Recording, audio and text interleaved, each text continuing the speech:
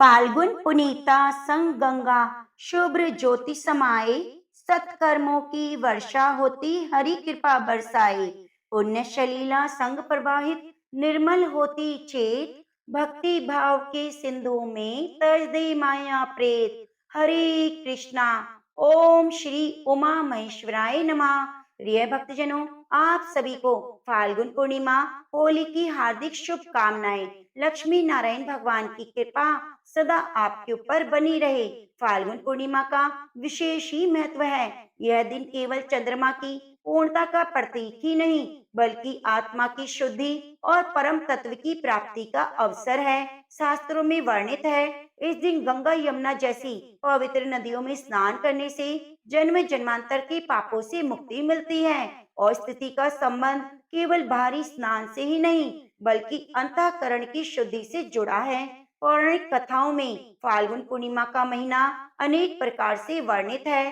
देवगण इस पावन तिथि में तीर्थों में वास करते हैं और साधक के प्रत्येक शुभ कार्य का समस्त गुना फल प्रदान करते हैं। इस दिन किया गया दान, पूजा, संकल्प जीवन को पवित्र बनाने का परम अवसर है। फाल्गुन मास भगवान विष्णु और भगवान शिव की उपासना से जुड़ा हुआ है, क्योंकि इसी माह में महाशिवरात्रि जैसा महापर्व आता है और साथ ही रंग भरी एकादशी आती है, जो भगवान शिव और भगवान विष्णु को समर्पित है। कलयुग में जहाँ पाप और अधर्म का प्रभाव बढ़ता जा रहा है, वहीं पर फाल्गुन पूर्णिमा कथा का श्रवण अमृत स्नान के समान है। शास्त्रों में कहा गया है, जो भी व्यक्ति श्रद्धा भाव से पुण्य काल में धर्म कथाओं का श्रवण करता है, उसके जन्म जन्मांतर के पाप नष्ट हो जाते हैं और सभी मनोकामनाएं पूरी होती हैं, क्योंकि कथा श्रवण से आत्मा शुद्ध होती है। जहाँ धर्म चर्चा होती है, वहाँ स्वयं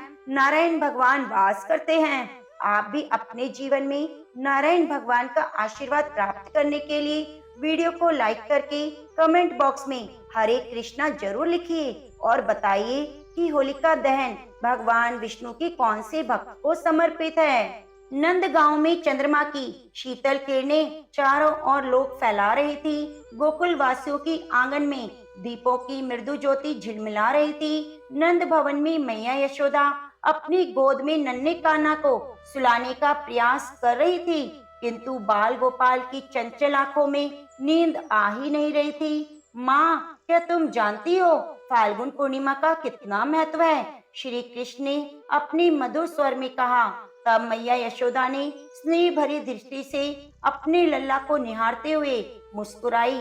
लल्ला, तू तो सब कुछ जानता है, तू ही बता, इस पावन तिथि का रहस्य क्या है? तब श्री कृष्ण ने मंद मंद मुस्कान के साथ अपनी मोहक वंशी के साथ खेलते हुए कहा, माँ, यह कथा सुनने से सभी पाप नष्ट हो जाते हैं, सुख समृद्धि प्राप्त होती है और अंत में वैकुंठ धाम मिलता है। आओ मैया, मैं तुम्हें एक दिव्य कथा सुनाऊंगा तो फाल्गुन पूर्णिमा की पुण्य का प्रमाण है। तब यशोदा मैया ने प्रेम पूर्वक अपने कान्हा को गोद में बिठाया और फिर श्री कृष्ण ने अपनी मधुर वाणी में उस दिव्य कथा का आरंभ किया। महर्षि कश्यप की पत्नी एवं दक्ष पुत्री दिति के गर्भ से हिरण्यकश्यप और हिरण्याक्ष का जन्म हुआ। दोनों ही महाबलशाली थे। फलस्वरूप देवताओं को पराजित करके दोनों भाइयों ने स्वर्ग पर अपना अधिकार कर लिया। उनके अत्याचार से देवलोक में हाहाकार मच गया। अतः भगवान विष्णु ने बड़ा अवतार लेकर हिरण्याक्ष का वध कर दिया। अपने भाई की मृत्यु से क्रुद्ध हिरण्यकश्यप भगवान विष्णु को अपना शत्रु मान बैठा। उनसे प्रतिशोध लेने के लिए भगवान ब्रह्मा की तपस्या करने लगा। खुदा हिरण्यकश्यप की अनुपस्थिति में देवताओं ने दैत्य पर आक्रमण कर दिया और स्वर्ग पर पुनः अपना अधिकार प्राप्त कर लिया। हिरण्यकश्यप की पत्नी कयाधु उस समय गर्भवती थी, जिसे देवराज इंद्र ने बंदी बना लिया।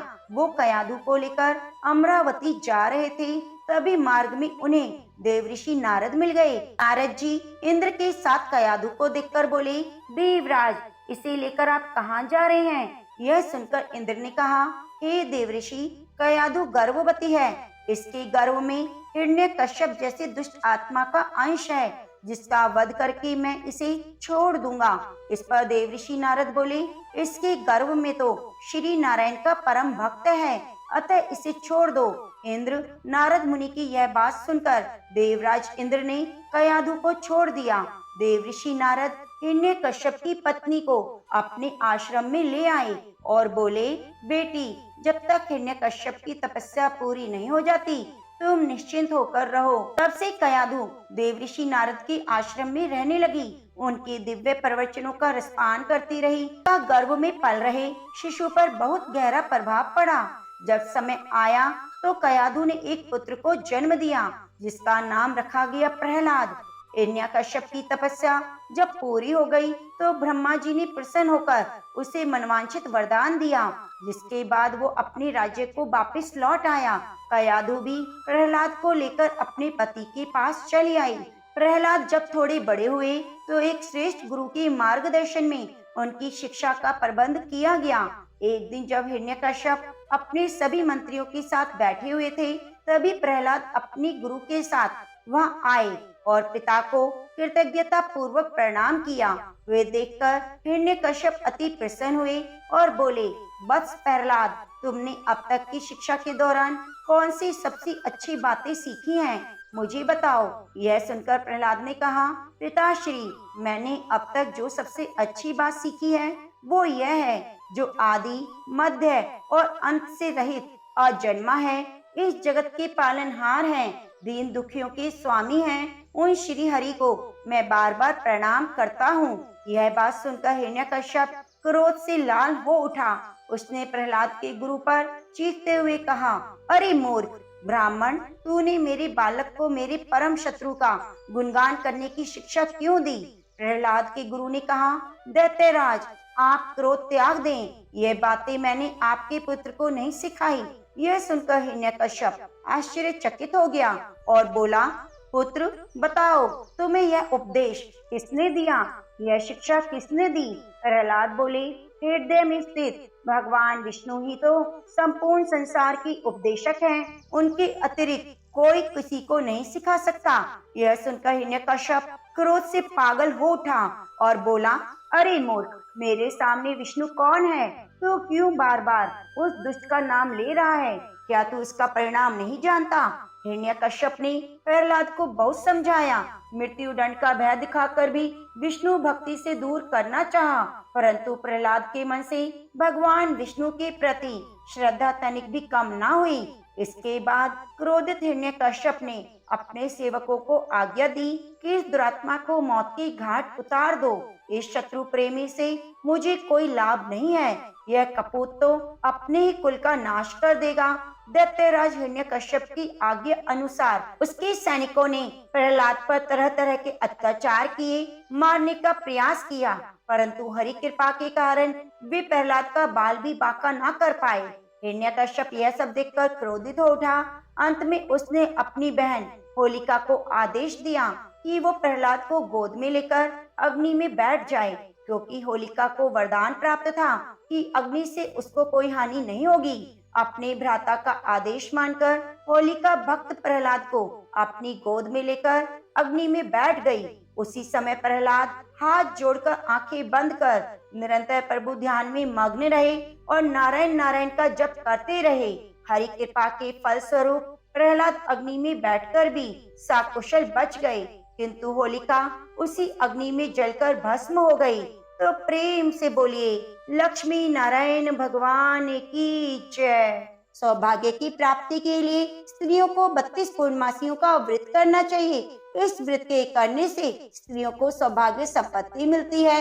यह व्रत अचल सौभाग्य देने वाला है और भगवान शिव के प्रति मनुष्य मात्र की भक्ति को बढ़ाने वाला है। तब यशोदा जी कहने लगी, हे कृष्ण, सबसे पहले इस व्रत को मृत्यु लोक में किसने किया? इसके विषय में मुझे बताइए।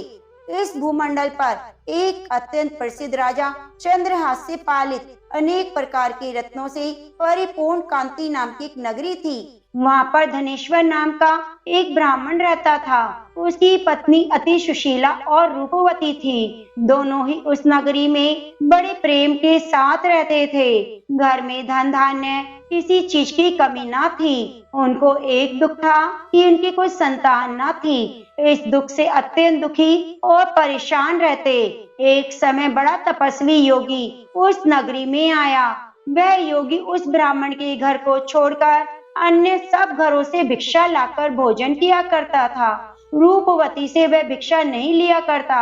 उस योगी ने एक दिन रूपवती से भिक्षा न लेकर किसी अन्य घर से भिक्षा ली और किनारे जाकर भिक्षा का प्रेम पूर्वक अन्न खाने लगा कि धनेश्वर ने योगी को यह सब कार्य करते देख लिया और अपनी भिक्षा के अनादर से दुखी होकर धनेश्वर योगी से बोला, महात्मन, आप सब घरों से भिक्षा लेते हैं परंतु मेरे घर की भिक्षा कभी न लेते, इसका क्या कारण है? योगी ने कहा, निसंतान के घर की भीख पतितों के अन्न के तुल्य के होती है। जो पतितों का अन्न खाता है वह भी पतित हो जाता है। चूंकि तुम निसंतान हो अतः पतित हो जाने के भय से मैं तुम्हारे घर की भिक्षा नहीं लेता हूँ। धनेश्वर यह बात सुनकर अपने मन में बड़ा दुखी हुआ और हाथ जोड़कर योगी के पैरों पर गिर पड़ा। आर्द्र भाव से कहने लगा, हे महाराज, यदि ऐसा है तो आप मुझको पुत्र प्राप्ति का उपाय बताएं। आप सर्वज्ञ हैं, मुझ पर अवश्य ही कृपा कीजिए। धन की मेरे घर में कोई कमी नहीं, परंतु मैं पुत्र न होने के कारण अत्यंत दुखी हूँ। आप मेरे इस दुख का हरण करें। आप सामर्थ्यवान हैं। यह सुनकर योगी कहने लगा, हे ब्राह्मण, तुम चंडी की आराधना करो। घर आकर उसने अपनी स्त्री से सब वृत्तांत कहा और स्वयं तप के निमित्त वन में चला गया। वन में जाकर उसने चंडी की उपासना की, उपवास किया। चंडी ने 16वें दिन स्वप्न में दर्शन दिया और कहा, हे धनेश्वर, जा तेरे पुत्र होगा, परंतु वह 16 वर्ष की आयु में मृत्यु को प्राप्त हो जाएगा। यदि तुम दोनों स्त्री पुरुष 32 पूर्णमासियों का व्रत विधि पूर्वक करोगे तो वह दीर्घ आयु होगा। जितनी तुम्हारी सामर्थ्य हो आटे के दिए बनाकर शिव जी का पूजन करना, परंतु पूर्णमासी आपको 32 ही करनी है। प्रातः काल होने पर इस स्थान के समीप ही तुम्हें एक आम का वृक्ष दिखेगा। उस पर चढ़कर तुम एक फल तोड़कर शीघ्र अपने घर चले आना। अपनी स्त्री से सब वृतांत कहना। ऋतु स्नान के बाद वह स्वच्छ होकर श्री शंकर जी का ध्यान करके उस फल को खा लेगी। तब शंकर भगवान की कृपा से उसको गर्भ हो जाएगा। जब वह ब्राह्मण प्रातःकाल उठा तो उसने उस स्थान के पास ही एक आम का वृक्ष देखा जिस पर एक अत्यंत सुंदर आम का फल लगा हुआ था। उस ब्राह्मण ने उस आम के वृक्ष पर चढ़कर उस फल को तोड़ने का प्रयत्न किया, परंतु वृक्ष पर कई बार प्रयत्न करने पर भी न चढ़ पाया। अब तो उस ब्राह्मण को बहुत चिंता हुई और विघ्न विनाशक श्री गणेश की वंदना करने लगा। ये दयानिधे, अपने भक्तों के विघ्नों का नाश करके उनके मंगल कार्य को करने वाले, दुष्टों का नाश करने वाले, रिद्धि सिद्धि देने वाले, आप मुझ पर कृपा करके इतना बता दें कि मैं कैसे अपनी मनोरथ को पूर्ण करूं। आप मुझे शक्ति दें। इस प्रकार गणेश जी की प्रार्थना करने पर उनकी कृपा से धनेश्वर वृक्ष पर चढ़ गया। उस ब्राह्मण ने उस आम के वृक्ष पर चढ़कर उस फल को तोड़ने का प्रयत्न किया, परंतु वृक्ष पर कई बार प्रयत्न करने पर भी नहीं चढ़ पाया। तब तो उस ब्राह्मण को बहुत चिंता हुई और उसने विघ्न विनाशक श्री गणेश जी की वंदना की। हे दयानिधे, अपने भक्तों के विघ्नों का नाश करके उनके मंगल कार्य को करने वाले, दुष्टों का नाश करने वाले, रिद्धि सिद्धि देने वाले, आप मुझ पर कृपया करके इतना बल दें कि मैं अपने मनोरथ को पूर्ण कर सकूं। इस प्रकार गणेश जी की प्रार्थना करने पर उनकी कृपा से धनेश्वर वृक्ष पर चढ़ गया और एक अति सुंदर आम का फल देखा। उसने विचार किया, जो वरदान से फल मिला था वह यह है, यह कोई और फल दिखाई नहीं देता। उस धनेश्वर ब्राह्मण ने जल्दी से फल को तोड़कर अपनी स्त्री को लाकर दिया और उसकी स्त्री ने अपने पति के कथा अनुसार उस फल को खा लिया और गर्भवती हो गई। देवी जी की असीम कृपा से एक अत्यंत सुंदर पुत्र उत्पन्न हुआ। उसका नाम देवीदास रखा गया। माता पिता के हर्ष और शोक के साथ वह बालक शुक्ल पक्ष के चंद्रमा की भांति अपने पिता के घर में बढ़ने लगा। भवानी की कृपा से वह बालक बहुत ही सुंदर, सुशील और विद्या पढ़ने में बहुत निपुण हो गया। दुर्गा जी की आज्ञा के अनुसार उसकी माता ने 32 पूर्णमासी का व्रत रखना आरंभ कर दिया था, जिससे उसका पुत्र बड़ी आयु वाला हो जाए। 16वां वर्ष लगते ही देवीदास के माता पिता को बड़ी चिंता हो गई कि कहीं उनके पुत्र इस समय मृत्यु को प्राप्त ना हो जाए। इसलिए उन्होंने अपने मन में विचार किया, यदि यह दुर्घटना उनके सामने हो गई तो वे कैसे सहन करेंगे। उन्होंने देवीदास के मामा को बुलाया और कहा, हमारी इच्छा है कि देवीदास 1 वर्ष तक काशी में जाकर विद्या का अध्ययन करे और उसको अकेला भी नहीं छोड़ना चाहिए। इसलिए तुम साथ में चले जाओ और 1 वर्ष के बाद इसको वापस लौटा लाना। सब प्रबंध करके उसके माता पिता ने काशी जाने के लिए देवीदास को एक घोड़े पर बिठाकर उसके मामा को उसके साथ कर दिया। किंतु यह बात उसके मामा और किसी को पता नहीं थी। धनेश्वर ने सपत्नीक अपने पुत्र की मंगल कामना और दीर्घायु के लिए भगवती दुर्गा की आराधना और पूर्णमासी का व्रत आरंभ कर दिया। इस प्रकार बराबर 32 पूर्णमासी का व्रत पूरा किया। कुछ समय बाद एक दिन वह दोनों मामा भांजे मार्ग में रात्रि बिताने के लिए किसी ग्राम में ठहरे हुए थे। उस दिन उस गांव में एक ब्राह्मण की अत्यंत सुंदरी, सुशीला, विदुषी, गुणवती कन्या का विवाह होने वाला था। जिस धर्मशाला के अंदर वर और उसकी बारात ठहरी हुई थी, उसी धर्मशाला में देवीदास और उसके मामा भी ठहरे हुए थे। संयोग वश कन्या को तेल आदि चढ़ाकर मंडप आदि का कृत्य किया गया तो लग्न के समय वर को धनुर्वात हो गया। वर के पिता ने अपने कुटुंबियों से परामर्श करके निश्चय किया कि यह देवीदास मेरे पुत्र जैसा है, इसको सुंदर भी है, मैं इसके साथ लग्न करा दूं और बाद में विवाह के अन्य कार्य मेरे लड़के के साथ हो जाएंगे। ऐसा सोचकर वह देवीदास के मामा से जाकर बोला, तुम थोड़ी देर के लिए अपने भांजे को हमें दे दो, जिससे विवाह के लग्न का सब कृत्य सुचारू रूप से हो सके। तब उसका मामा कहने लगा, जो कुछ भी मधुपर्क आदि कन्यादान के समय वर को जो भी धन मिले वह सब हमें दे दिया जाए, तो मेरा भांजा इस बारात का दूल्हा बन जाएगा। यह बात वर के पिता ने स्वीकार कर ली। उसने अपने भांजे को वर बनने के लिए भेज दिया और उसके साथ सभी विवाह कार्य रात्रि में विधि पूर्वक संपन्न हो गए। पत्नी के साथ वह भोजन न कर सका और मन में सोचने लगा, न जाने यह किसकी स्त्री होगी। वह एकांत में इसी सोच में गर्म निश्वास छोड़ने लगा और आंखों से आंसू भी आ गए। तब बधू ने पूछा, क्या बात है, आप इतने उदासीन और दुखी क्यों हो। तब उसने सभी बातें वर के पिता और मामा में जो हुई बता दी। तब कन्या कहने लगी, ब्रह्म विवाह के विपरीत कैसे हो सकता है। देव ब्राह्मण अग्नि के सामने मैंने आपको ही अपना पति बनाया है, इसलिए आप ही मेरे पति हैं। मैं कदापि आपकी ही पत्नी रहूंगी, कदापि किसी अन्य की नहीं। तब देवीदास ने कहा, ऐसा मत करिए, क्योंकि मेरी आयु बहुत थोड़ी है, मेरे बाद आपकी क्या गति होगी। इन बातों को अच्छी तरह विचार लो। परंतु वह दृढ़ विचार वाली थी। बोली, जो आपकी गति होगी वह मेरी होगी।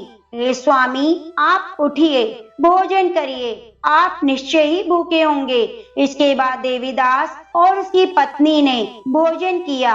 शेष रात्रि वे सोते रहे। प्रातः काल देवीदास ने अपनी पत्नी को 3 नगों से जड़ी हुई एक अंगूठी दी, एक रुमाल दिया और बोला, हे प्रिय, इसे लो, संकेत समझकर स्थिर चित हो जाओ। मेरा मरण और जीवन जानने के लिए एक पुष्प वाटिका बना लो, उसमें सुगंधित वाली एक नव मल्लिका लगा लो, उसको प्रतिदिन जल से सींचा करो, आनंद के साथ खेलो कूदो, उत्सव मनाओ।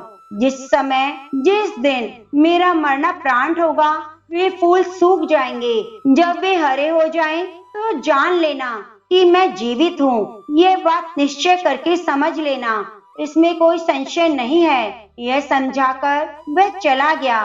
प्रातःकाल होते ही वहाँ पर गाजे बाजे बजने लगे। जिस समय विवाह के कार्य समाप्त करने के लिए वर और बाराती मंडप में आए, तो कन्या ने वर को भली प्रकार से देखकर अपने पिता से कहा, यह मेरा पति नहीं, मेरा पति वही है जिसके साथ रात्रि में मेरा पानी ग्रहण हुआ था। इसके साथ मेरा विवाह नहीं हुआ। यह वह नहीं है। यदि है तो बताए, मैंने इसको क्या दिया। मधुपर्क और कन्यादान के समय जो मैंने भूषण दिए, उन्हें दिखाए। रात में मैंने क्या गुप्त बातें कही थी, वे सब सुनाए। पिता के कथा अनुसार वर को बुलाया गया। कन्या की यह सब बातें सुनकर कहने लगा, मैं कुछ नहीं जानता, और लज्जित होकर अपना अपमानित मुंह लेकर चला गया। सारे बाराती भी अपमानित होकर वहां से लौट गए। भगवान कृष्ण बोले, हे माता, इस प्रकार देवीदास काशी विद्या अध्ययन के लिए चला गया। जब कुछ समय व्यतीत हो गया, तो काल से प्रेरित होकर एक सर्प रात्रि के समय उसको डसने के लिए वहां आया। उस विषधर के प्रभाव से उसके शयन का स्थान चारों ओर से विष की ज्वाला से विषैला हो गया, परंतु वृत्त राज के प्रभाव से उसको काटने ना पाया, क्योंकि पहले ही उसकी माता ने 32 पूर्णिमा का व्रत रखा था। इसके बाद मध्याह्न के समय स्वयं काल वहां पर आया। उसके शरीर से प्राणों को निकालने का प्रयत्न करने लगा, परंतु वह भी मूर्छित होकर पृथ्वी पर गिर पड़ा। भगवान की कृपा से उसी समय माता पार्वती शंकर जी वहां आ गए। उसको मूर्छित दशा में देखकर पार्वती जी ने भगवान शंकर से प्रार्थना की, हे स्वामी, इस बालक की माता ने पहले 32 पूर्णिमा का व्रत किया था, जिसके प्रभाव से हे भगवान, आप इसको प्राण दान दें। भवानी के कहने पर भक्त वत्सल भगवान शिव ने उसको प्राण दान दे दिया। इस व्रत के प्रभाव से काल को भी पीछे हटना पड़ा और देवीदास स्वस्थ होकर बैठ गया। उधर स्त्री काल की प्रतीक्षा करती रही। जब उसने देखा पुष्प वाटिका में पत्र पुष्प कुछ भी नहीं रहे, तो वह बहुत दुखी हुई और आश्चर्य हुआ। जब वह वैसे ही हरी भरी हो गई, तो जान गई कि वह जीवित हो गए हैं। यह देखकर वह बहुत प्रसन्न मन से अपने पिता से कहने लगी, पिताजी, मेरे पति जीवित हैं, आप उनको ढूंढिए। जब 16वां वर्ष व्यतीत हो गया, तो देवीदास भी अपने मामा के साथ काशी से चल दिया।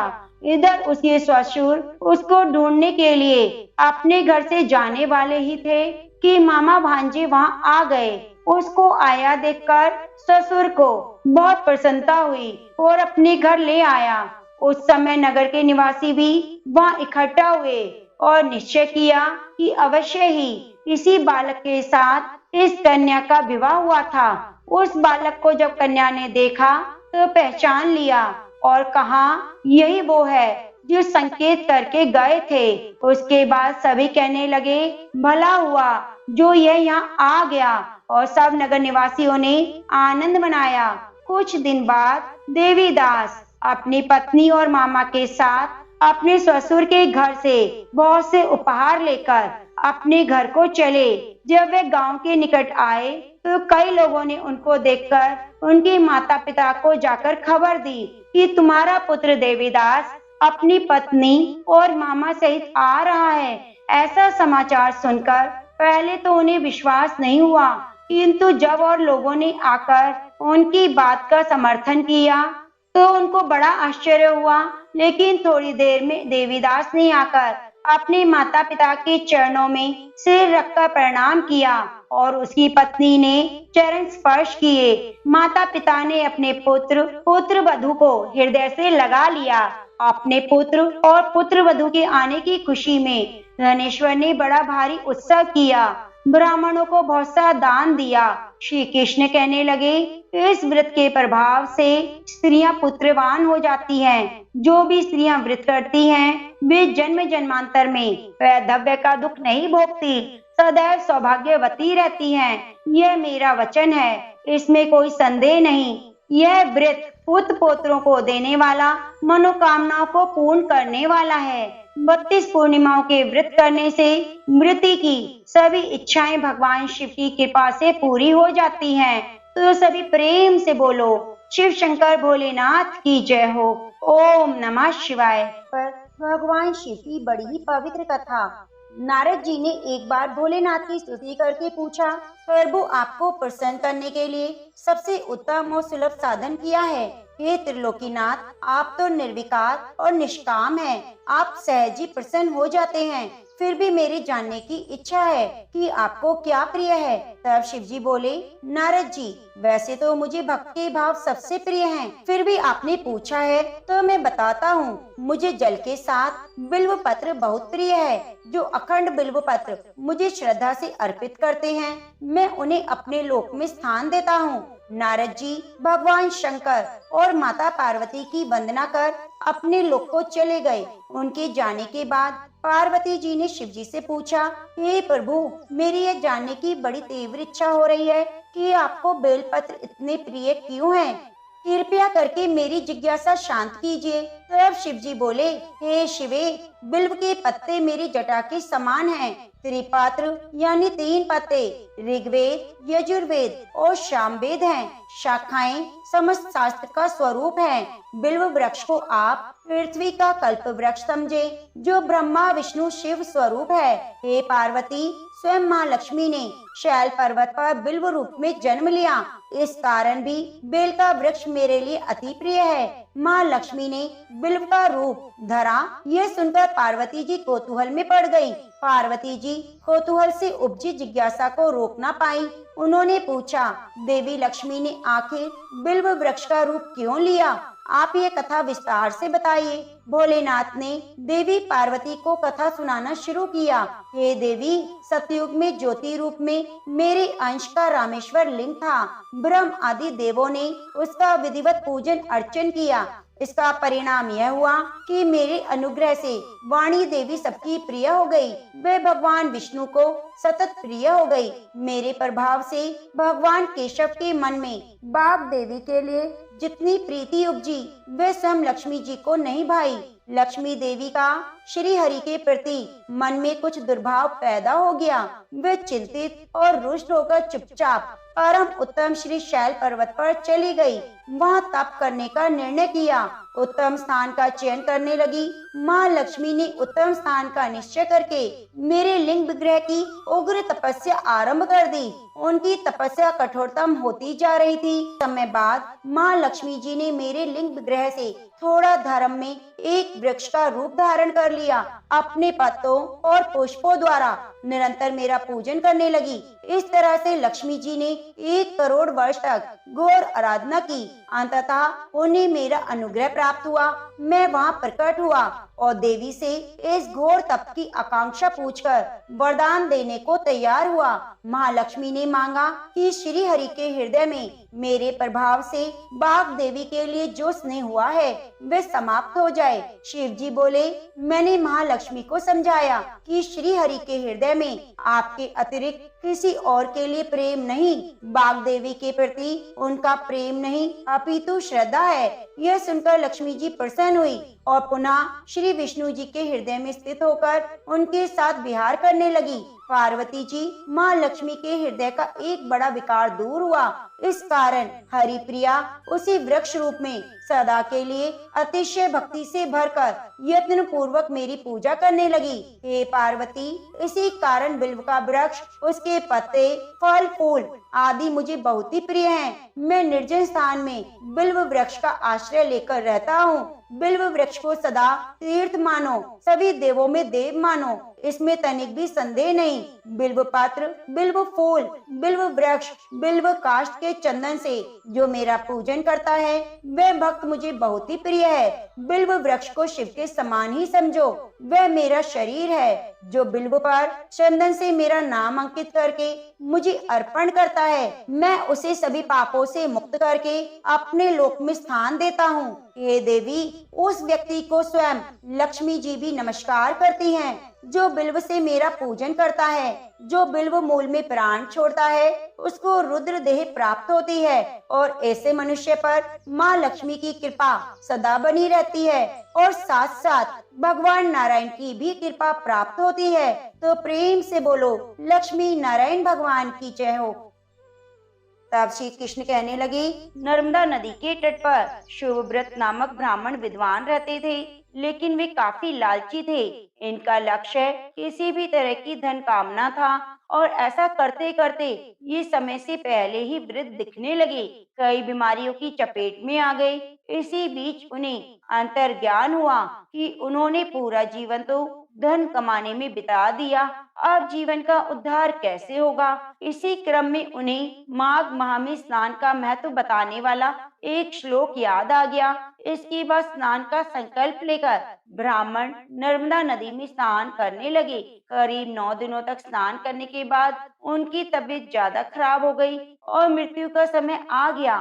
वे सोच रहे थे कि जीवन में कोई भी सत्कार्य न करने के कारण उन्हें नरक का दुख भोगना होगा, लेकिन वास्तव में मात्र 9 दिनों तक माघ मास में स्नान करने के कारण उनको मोक्ष की प्राप्ति हुई। भगवान विष्णु की गजेंद्र मोक्ष की सभी मनोकामनाओं को पूरी करने वाली कथा।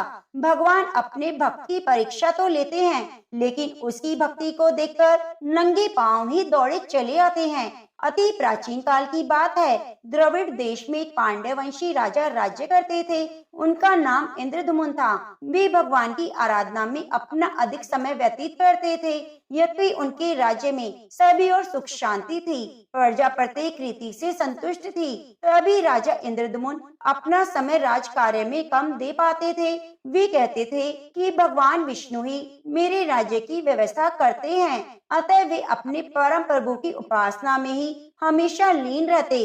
राजा इंद्रद्युम्न के मन में आराधना की लालसा दिन प्रतिदिन बढ़ती जा रही थी। इस कारण वे राज्य को त्याग कर मलय पर्वत पर रहने लगे। उनका वेश तपस्वियों जैसा था। सिर के बाल बढ़कर जटा के रूप में हो गए। वे निरंतर परब्रह्म परमात्मा की आराधना में तल्लीन रहते। उनके मन और प्राण भी श्री हरि के चरण कमलों में मधुकर बने रहते।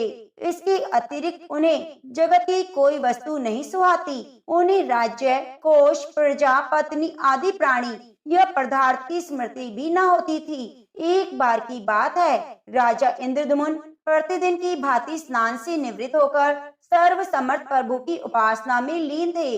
उन्हें भाई जगत का तनिक भी ध्यान नहीं था। संयोगवश उसी समय महर्षि अगस्त्य अपने सभी शिष्यों के साथ वहां पहुंच गए, लेकिन राजा ने ना तो पाद किया, न अर्घ दिया और न ही स्वागत किया। मौन व्रती राजा इंद्रद्युम्न परम प्रभु के ध्यान में लीन थे। इससे महर्षि अगस्त्य कोपित हो गए। उन्होंने इंद्रद्युम्न को श्राप दे दिया। इस राजा ने गुरुजनों से शिक्षा ग्रहण नहीं की और अभिमानवश परोपकार से निवृत्त होकर मनमानी कर रहा है। ऋषियों का अपमान करने वाला यह राजा हाथी के समान जड़ बुद्धि है, इसलिए इसे घोर अज्ञान में हाथी की योनि प्राप्त हो। महर्षि अगस्त्य भगवत भक्त इंद्रद्युम्न को यह श्राप देकर चले गए। राजा इंद्रद्युम्न ने भी इसे श्री भगवान का मंगलमय विधान समझकर प्रभु के चरणों में सिर रख दिया। उसके बाद क्षीराब्दी में 10 सहस्त्र योजन लंबा, चौड़ा और ऊंचा त्रिकुट नामक पर्वत था। वह पर्वत अत्यंत सुंदर और श्रेष्ठ था। उस पर्वत राज त्रिकुट की तराई में ऋतुमान नामक भगवान वरुण का क्रीड़ा कानन था। उसके चारों ओर दिव्य वृक्ष सुशोभित थे। वे वृक्ष सदा पुष्पों और फूलों से लदे रहते थे। उसी क्रीड़ा कानन ऋतुमान के समीप पर्वत श्रेष्ठ त्रिकुट के गहन वन में हथिनियों के साथ अत्यंत शक्तिशाली और अमित पराक्रमी गजेंद्र रहता था। एक बार की बात है, गजेंद्र अपने साथियों सहित प्यास की तीव्रता से व्याकुल हो गया। वह कमल की गंध से सुगंधित वायु को सूंघकर एक विशाल सरोवर के तट पर जा पहुंचा। गजेंद्र ने उस सरोवर के निर्मल, शीतल और मीठे जल में प्रवेश किया। पहले तो उसने जल पीकर अपनी तृषा बुझाई, फिर जल में स्नान कर अपना श्रम दूर किया। उसके बाद उसने जल क्रीड़ा आरंभ कर दी। वह अपनी सूंड में जल भरकर उसकी फुहारों से हथनियों को स्नान कराने लगा। तभी अचानक गजेंद्र ने सूंड उठाकर चित्कार की। पता नहीं किधर से एक मगर ने आकर उसका पैर पकड़ लिया। गजेंद्र ने अपना पैर छुड़ाने के लिए पूरी शक्ति लगाई, परंतु उसका वश नहीं चला, पैर नहीं छूटा। अपने स्वामी गजेंद्र को ग्रहग्रस्त देखकर हथिनियां कलप और अत्यंत व्याकुल हो गई। वे सूंड उठाकर चिंगाड़ने और गजेंद्र को बचाने के लिए सरोवर के भीतर बाहर दौड़ने लगी। उन्होंने पूरी चेष्टा की, लेकिन सफल नहीं हुए। उसी समय महर्षि अगस्त्य के श्राप से राजा इंद्रद्युम्न गजेंद्र हो गए थे और गंधर्व श्रेष्ठ कुहू महर्षि देवल के श्राप से ग्रह हो गए थे। वे भी अत्यंत पराक्रमी थे। संघर्ष चलता रहा। गजेंद्र स्वयं को बाहर खींचता रहा और ग्रह गजेंद्र को भीतर खींचता। सरोवर का निर्मल जल गंदला हो गया था। कमल दल शत विषक्त हो गए। जल जंतु व्याकुल हो उठे। गजेंद्र और ग्रह का संघर्ष 1 सहस्त्र वर्ष तक चलता रहा। दोनों जीवित रहे। यह दृश्य देखकर देवगण चकित हो गए। अंततः गजेंद्र का शरीर शिथिल हो गया। उसके शरीर में शक्ति और मन में उत्साह नहीं रहा, परंतु जलचर होने के कारण ग्रह की शक्ति में कोई कमी नहीं आई। उसकी शक्ति बढ़ गई। वह नवीन उत्साह से अधिक शक्ति लगाकर गजेंद्र को खींचने लगा। असमर्थ गजेंद्र के प्राण संकट में पड़ गए। उसकी शक्ति और पराक्रम का अहंकार चूर चूर हो गया। वह पूर्णतया निराश हो गया, किंतु पूर्व जन्म की निरंतर भगवत आराधना के फलस्वरूप उसे भगवत स्मृति हो आई।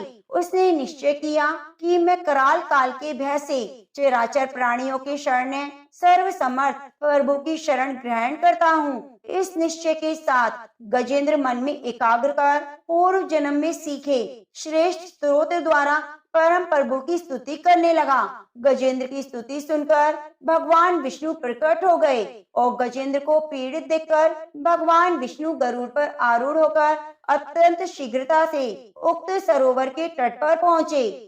जब जीवन से निराश और पीड़ा से छटपटाते गजेंद्र ने हाथ में चक्र लिए गरुड़ भगवान विष्णु को तीव्रता से अपनी ओर आते देखा, तो उसने कमल का एक सुंदर पुष्प अपनी सूंड में लेकर ऊपर उठाया और बड़े कष्ट से कहा, नारायण जगत गुरु भगवान, आपको नमस्कार है। गजेंद्र को अत्यंत पीड़ित देखकर भगवान विष्णु गरुड़ की पीठ से कूद पड़े और गजेंद्र के साथ ग्रह को भी सरोवर के बाहर खींच लाए और तुरंत अपने तीक्ष्ण चक्र से ग्रह की मुंह फाड़कर गजेंद्र को मुक्त कर दिया। ब्रह्म आदि देवगण श्री हरि की प्रशंसा करते हुए उनके ऊपर फूलों की वृष्टि करने लगे। सिद्ध और महर्षि पर ब्रह्म भगवान विष्णु का गुणगान करने लगे। ग्रह दिव्य शरीरधारी हो गया। उसने विष्णु जी के चरणों में सिर रखकर प्रणाम किया और भगवान विष्णु के गुणों की प्रशंसा करने लगे। भगवान विष्णु के मंगलमय वरद हस्त के स्पर्श से पाप मुक्त होकर अभिशप्त कुहू गंधर्व ने प्रभु की परिक्रमा की और उनके त्रिलोके वंदित चरण कमलों में प्रणाम कर अपने लोक को चला गया। भगवान विष्णु ने गजेंद्र का उद्धार कर उसे अपना पार्षद बना लिया। गंधर्व सिद्ध और देवगण उनकी लीला का गान करने लगे। गजेंद्र की स्तुति से प्रसन्न होकर भगवान विष्णु ने सबके समक्ष कहा, प्यारे गजेंद्र, जो लोग ब्रह्म मुहूर्त में उठकर तुम्हारी की हुई स्तुति से मेरा स्तवन करेंगे, उन्हें मैं मृत्यु के समय निर्मल बुद्धि प्रदान करूंगा। यह कहकर भगवान विष्णु ने पार्षद रूप में गजेंद्र को साथ लिया और गरुड़ पर सवार होकर अपने दिव्य धाम को चले गए। तो प्रेम से बोलिए लक्ष्मी नारायण भगवान